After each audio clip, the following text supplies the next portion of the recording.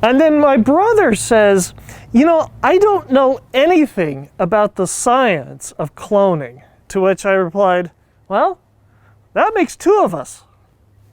Oh, welcome to Small Business Celebration. We're continuing our series on small business owners who are rising from recession. And our guest this week, well, he is an architect who is building his way to a strong and profitable business.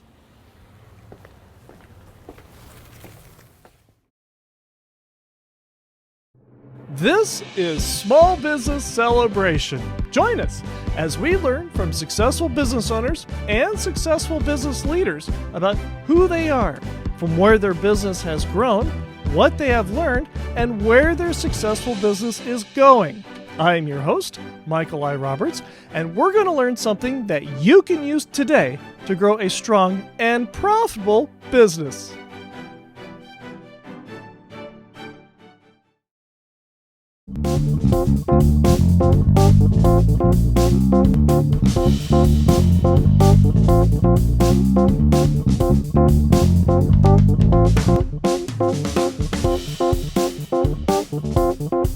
We're here with Steve Kieke, the owner of Stephen L. Kieke Architects, and welcome to Small Business Celebration.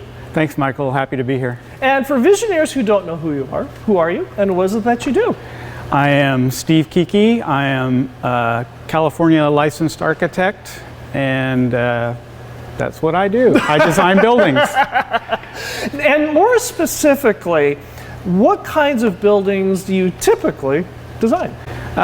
Predominantly commercial. Okay. I'm doing a house or two right now, but it's the first time in 20 years that I've done a single family residence. The reason you're doing that is because we're still in a recession due to COVID, and you're doing a couple residential projects because normally you haven't had to, but you're doing it now partially because of the money, but also something else that is fundamentally important to you on a project you're designing in Stallion Springs.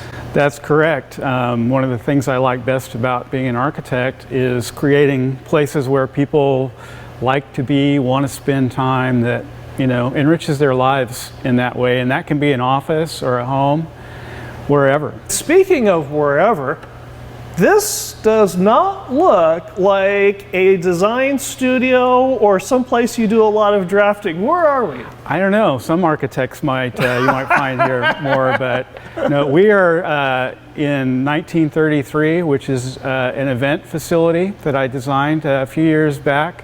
We are in the speakeasy portion of 1933, 1933 being the year Prohibition ended. So this facility has a couple of different venues, as it were, and we're in one of those, speakeasy. The big room next door with the stage is called Prohibition. And then this building also has the local county firefighters union hall attached. And the other thing that's great about this is the speakeasy. It's also a restaurant. So if you're interested in getting something good to eat, go ahead and come down to 1933. They have some good food, the good grub, and something good to drink. Absolutely. As well. Excellent food here. And as I understand it, some good architecture too. I'd like to think so. This project did win the 2017 Beautiful Bakersfield Award for new construction, so I guess it's official. Sure. Officially good architecture. And the great thing about this project is this project also, in conjunction with other projects that you worked on, are helping you survive, not just survive, but move forward through this COVID recession that we're in. Why is that? Well, I think whatever you can do to get your name out there, to attract more potential clients, that's part of it.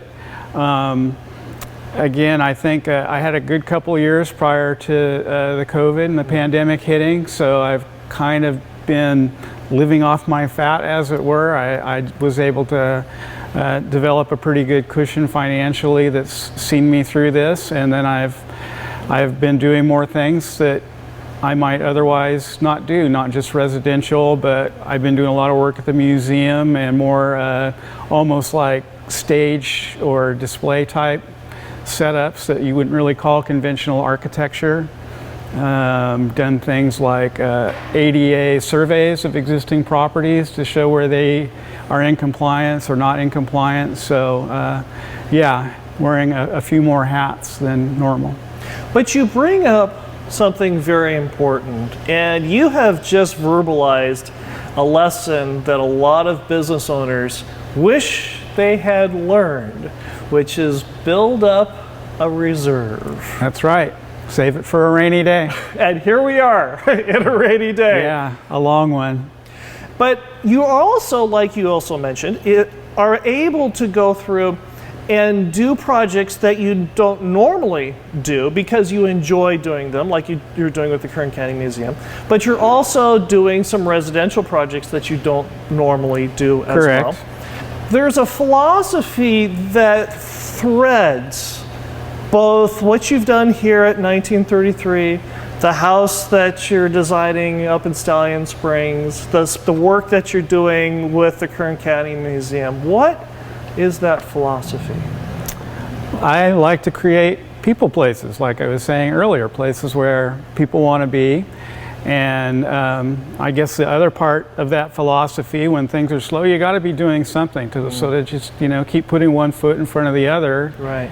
And find things to do. And again, that's where the whole creative aspect of architecture comes into it as well, because you have to be creative in finding things to do. Sure. People might not know they need something until you tell them. Exactly. Or point it out to them. In our next segment, one of the big topics, and one of the reasons we're talking to Steve today, is because of building repurposing, and more specifically because more and more employees are staying home. And when we come back, we're going to be talking more about that. But before we do, if Visioneers want to get in touch with you, how do they do that? My name's Steve Kieke, Architect. That's my business name. My email address is skieke@bak.rr.com. My phone number is 661-330-0785. What was that number again? 661-330-0785. Uh-huh. You saw that I almost forgot it. And then what's your website? My website is www.slkarchitect.com, and my office is at 2116 24th Street, Suite 2. That's the Westchester Professional Plaza. And if you enjoy Small Business Celebration, go ahead and like, subscribe, and notify, and leave a comment. We've got a raging conversation and discussion going on about alpacas and llamas and all that stuff. It's blowing up social media. But join in and let us know your thoughts, and we'll talk to Steve about repurposing those buildings when we come right back.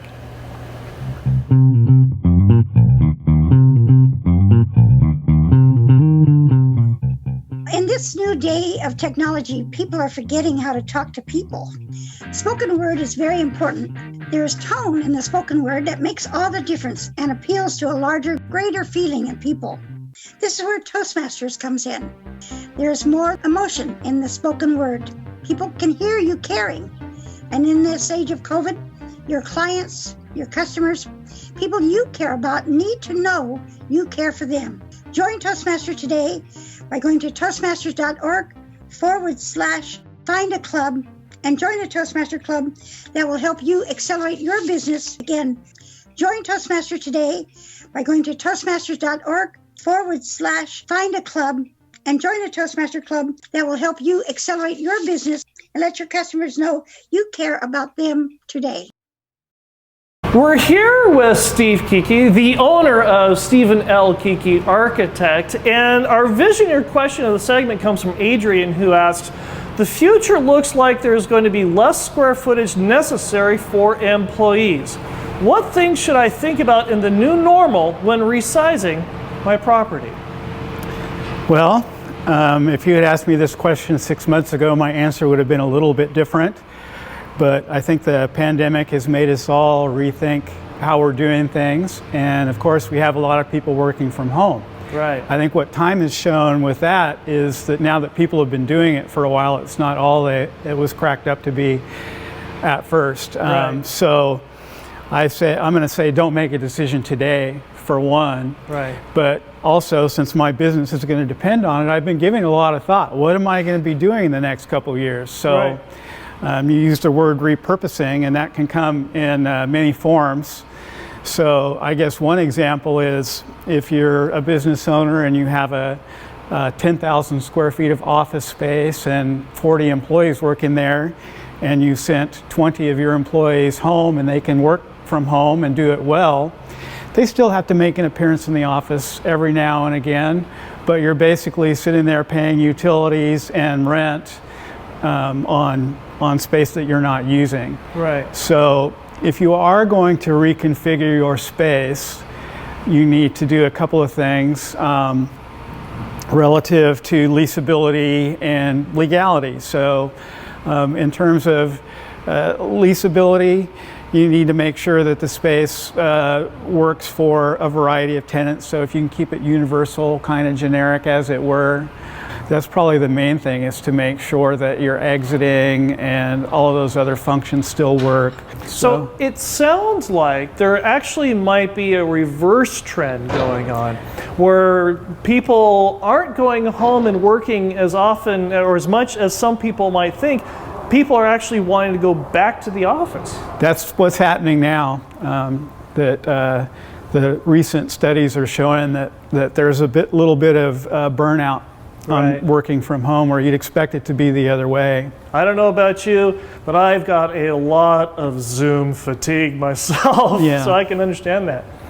Now, one of the reasons that we are out here in the cornhole patio here at 1933 is to show off repurposing, because when this building was first built, it was just a flat concrete space, and they have added several different things, including the area behind our guest Steve, to repurpose this area. And so when you hear things in the background, like a car wash going on or cars going by, that's because we are outside in the repurposed area, the cornhole patio here at 1933.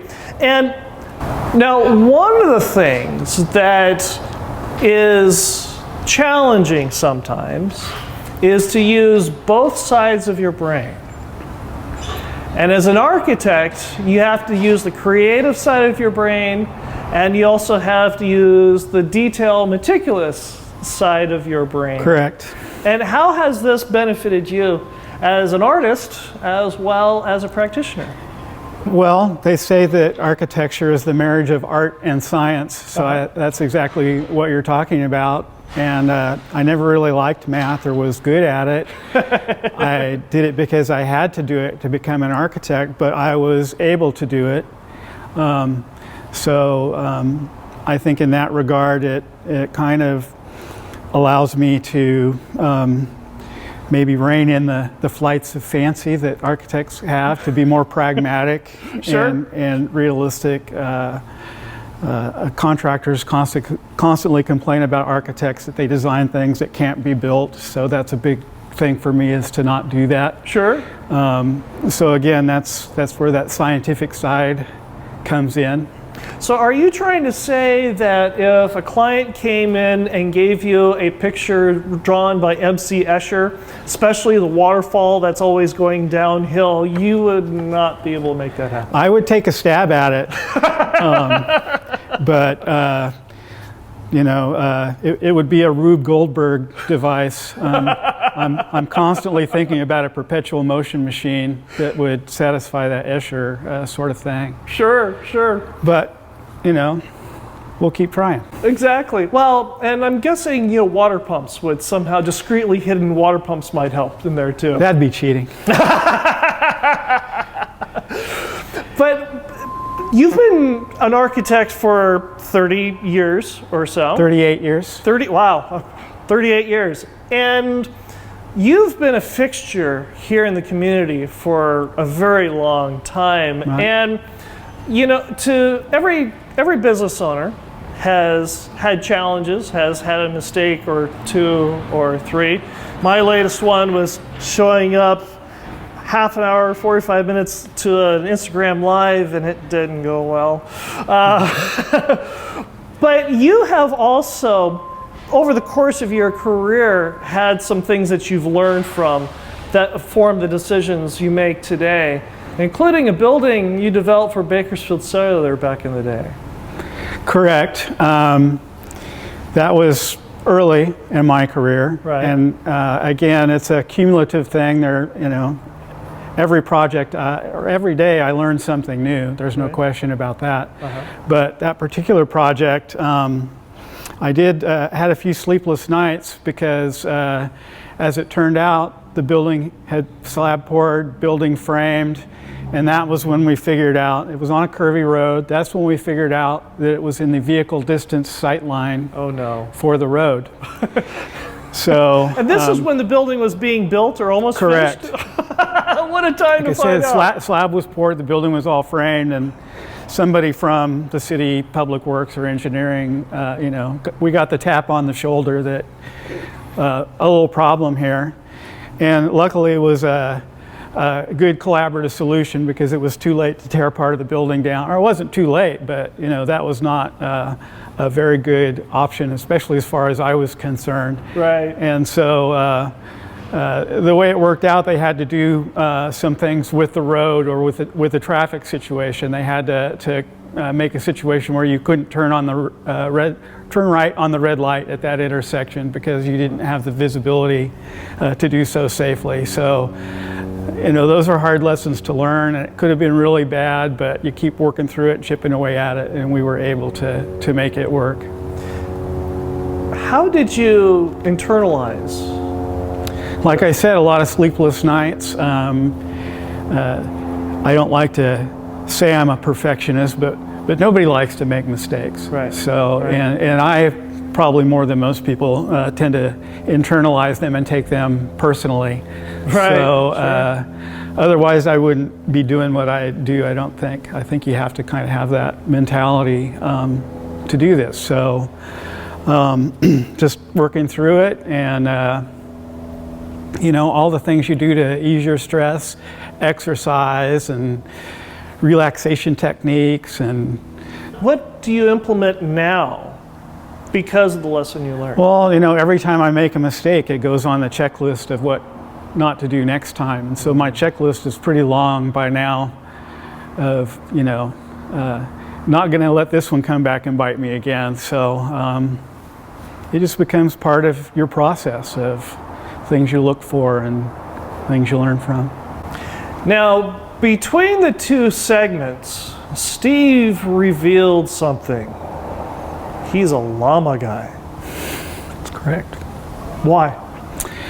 I've been around llamas at a previous point in my life. My sister lived in Colorado for 9 years, and their neighbors had llamas, so we got to spend a lot of time around them and with them and saw what they were about. And they were pretty cool animals, especially Fernando. So if you're an alpaca person, please don't send him hate mail. Don't be mean to him. Don't say disparaging things. He's a llama guy.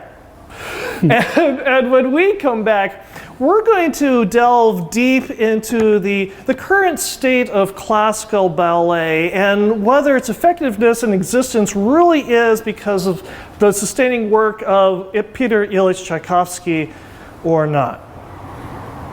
Or we could answer another Visioneer question when we come right back. The reason we're here talking with Steve Kieke today is because of a Visioneer question that came from a Visioneer just like you who reached out to us on LinkedIn, Facebook, and Instagram. They wanted to find out, what do we do with these employees that both want to stay home and come back to work? And it all came from a Visioneer question that came from a Visioneer just like you. So keep those questions coming and reach out to us on LinkedIn, Facebook, and Instagram today. We're here with Steve Kieke, the owner of Stephen L. Kieke Architects, and we are in what's fondly called to the office which is in the attic here at 1933. And our Visioneer question for the segment comes from Jim, who asks, I have a growing business, and it looks like I need a hybrid office for employees who need a place to meet occasionally and when not working from home, but still need a place to call their own. What should I discuss with a property owner about repurposing their space to fit our needs? That's a good question. I think you'll find similar situations today, not just brought on by COVID, but in places like construction company offices where they have a lot of people that work out in the field all day, but they still need to come into the office and get on the computer network, or a lot of that stuff can be done remotely now, but for the most part, those people end up with smaller workstations, or sometimes not even a permanent workstation at all. Mm-hmm. It's sort of like a long bar or something like that? Yeah, that's what we've done in other places, is just put in a long counter with plug strip and data strip, so that they can plug in every 2 feet. And I'm going to say in today's world, you would probably need to partition that a little bit. You see it a lot at when you're getting your food at a takeout place, or you see it in school classrooms where there is school going on. These clear plastic dividers, partitions, whatever it were, to keep the COVID from getting to you. So that's probably the one modification you need to make to that kind of thing. But I just think smaller workstations, you're going to end up getting by with a smaller space at the end of the day. So you would have, if it were like an open floor space, you would have a combination of traditional desks and cubicles. Correct. And then bars or long tables that are partitioned. That's correct. Now, you are a fan of East Bromwich. That would be West Bromwich. Oh, West Bromwich, excuse me. West Bromwich Albion and Football Club. And we're not talking about like the LA Rams or the Minnesota Vikings kind of football. That's American football. Oh, so I'm talking football. Real football. Yes. And why do you love real football? It came about when my kids reached the age to start playing, and I'm old enough that we didn't really have that when I was a kid. Okay. And so, I started as a spectator, and after a couple years, you kind of figure out what's going on, and when you get a bad coach for your kids, you know it. So that's all it took, was for me to become a coach, and the next thing I knew, I was pretty well absorbed in the whole thing. And why that particular club? Well, as a person, I tend to frown on front runners. Okay. So I wanted a team that I had a personal connection to, which is hard when you're 6,000 miles from the UK. And what is the personal connection? My personal connection was I happen to own a 74 Jensen Healey 2-seat Roadster. Okay. And so when I was trying to figure out what team I wanted to support, I went out and lifted the hood on that car and looked at the manufacturer's plate, and it said built in West Bromwich. And that's when I picked West Bromwich Albion to be my football club. Truth be told, his football club is doing better, much better than my Swansea's. We got eliminated, but one day, hope springs eternal that we'll be back in contention, as it were, again. Yeah, it's the Premier League's a tough nut to crack, because unless you're one of the big 6 teams, right, it can be despair a lot. Yeah, there are only 2 moods for football fans. You're either elated or deflated, and there's no in between. But what have you learned from soccer that you apply to your personal business? It's not over till it's over. Okay. The match lasts 90 minutes, and then the ref will add on a few minutes at the end. So right. You play to the end. Right. And you never give up, because even when things look dark, you never know. So even if you only have 90 minutes in the match, it doesn't mean the game's over. Correct. What did you learn from your role as a coach that you also apply to working with clients and customers and vendors and everybody else in between? All kinds of things. Probably the most part being, fairness, and every kid wants to play, but you can only put 11 on the pitch at any given time. Right.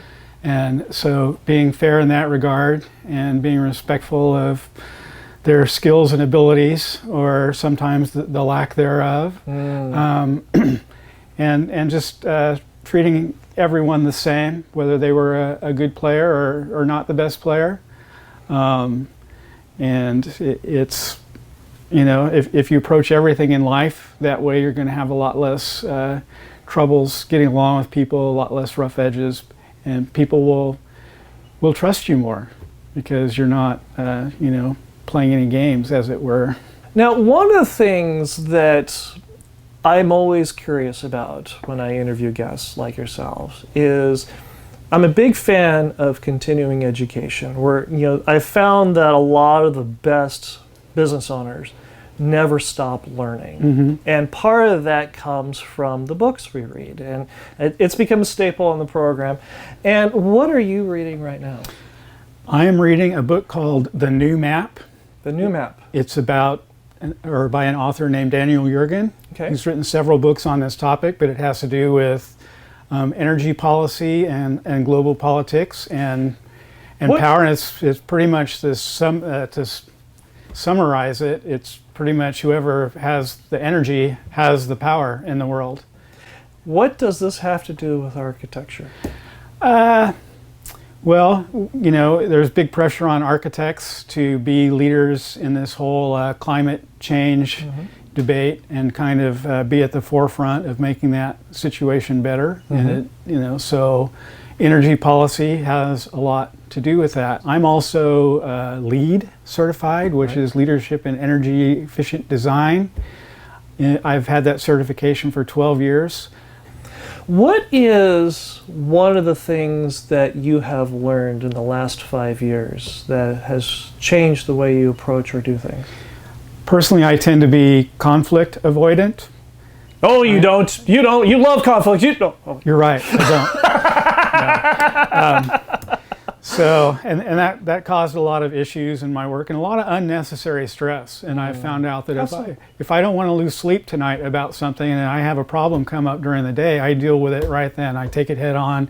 I don't kick the can down the road, and then I don't wake up in the middle of the night wondering how I'm going to solve that problem or deal with that person or fix that mistake. Why has this been something in the last 5 years? I think that personality also tends to be a go along to get along type person. And maybe it's getting old and cranky or things like that.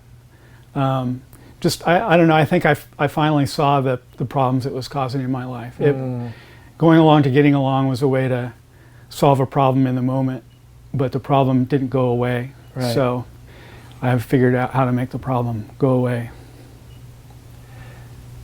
What makes you wake up every morning and open your business? I think the joy that I get from my work is when it's done and the building is built and people are using the building to see how it enriches their life. I call it making people places where people want to be, where they want to sit and stretch out, or if they are supposed to work, that it supports the work they're doing. It's an environment that is enjoyable and supports the mission, as it were, whether the mission is relaxing or working or whatever. You help build a professional home. Yeah.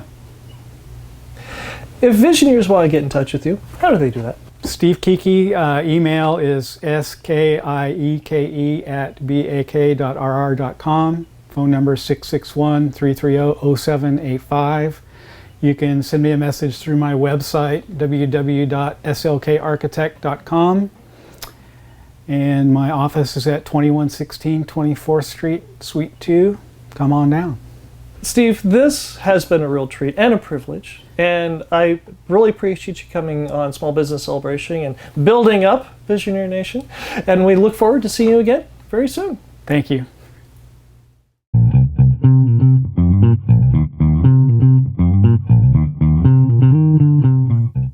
In this new new day of technology, people are forgetting how to talk to people. Spoken word is very important. There is tone in the spoken word that makes all the difference and appeals to a larger, greater feeling in people. This is where Toastmasters comes in. There is more emotion in the spoken word. People can hear you caring. And in this age of COVID, your clients, your customers, people you care about need to know you care for them. Join Toastmaster today by going to toastmasters.org/find a club and join a Toastmaster club that will help you accelerate your business. Again, join Toastmaster today by going to toastmasters.org/find a club and join a Toastmaster club that will help you accelerate your business and let your customers know you care about them today. Who is a Visioneer? A Visioneer is a business leader who is a pioneer that has vision. A Visioneer is someone willing to see the world not as it is, but as it could be, and is willing to do something about it.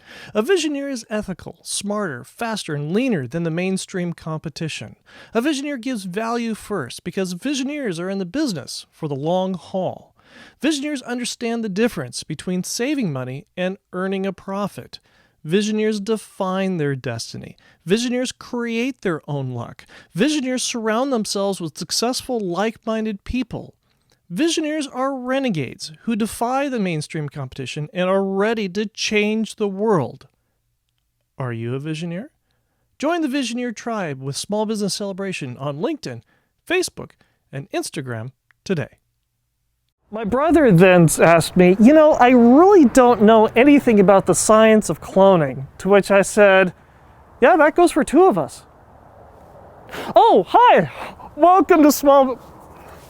I'm going to say that all over again. All right. Good though, I like that one.